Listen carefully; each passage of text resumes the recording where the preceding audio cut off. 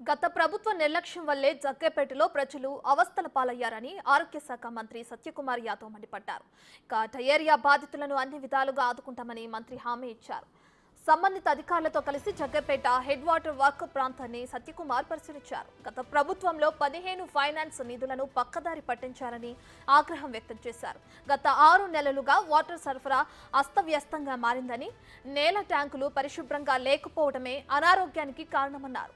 దాదాపు 30,000 నీటి నమూనాలను పరీక్షించగా 257 శాంపిల్స్ లో కలుషితమైన నీరును గుర్తించినట్లు వెల్లడించారు.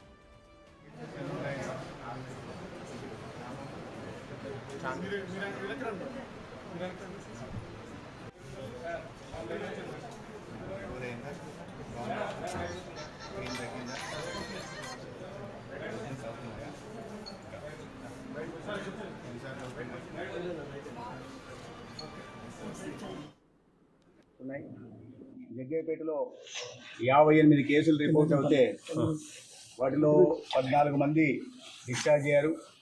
ఇతరులు ఆసుపత్రిలో ఉన్నారు, కొన్ని రెఫరల్ హాస్పిటల్ కూడా వెళ్ళున్నారు. అయితే తీవ్రమైన విరోచనాలు, వాంతులతో హాస్పిటల్కి వచ్చిన ప్రజలకి సరైన వైద్యం లభిస్తూ ఉంది. వాళ్ళ ఆరోగ్యం కుదుటపడింది, మెరుగైంది. అయితే వీటికి ప్రధాన కారణాలను చూస్తుంటే ఈ జగ్గయ్యపేటకు సంబంధించి ఎస్ఎంపేట, మక్కపేట గ్రామాల్లో కలుషిత నీరు కారణంగా తెలుస్తూ ఉంది. గ్రామాల్లో అనేక సంవత్సరాలుగా నిర్వహణ లేకపోవడం, డిస్ట్రిబ్యూటరీ ఛానల్స్ని శుభ్రపరచకపోవడం, వాటి పైగా ఈ డ్రైనేజ్ కాలువల పైనను కాలువల పక్కన వేయడం వల్ల ఆ డ్రైనేజ్ వాటర్ కూడా కలవడం ఒక కారణంగా కనిపిస్తుంటే,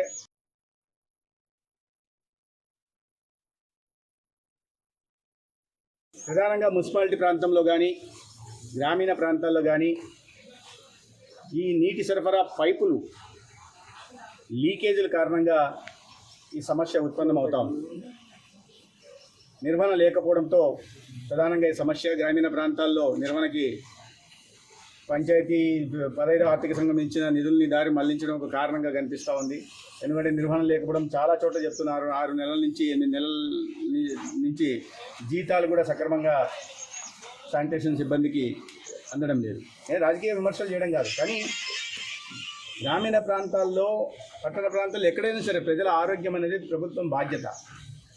దానికోసం చర్యలు తీసుకుంటాలి, నిరంతరం మానిటర్ చేస్తూ ఉండాలి. గత ప్రభుత్వం ఇటు పనులు చేయకపోవడం దురదృష్టకరం. దాని పర్యవసనాలు ఇప్పుడు మనం చూస్తున్నాం.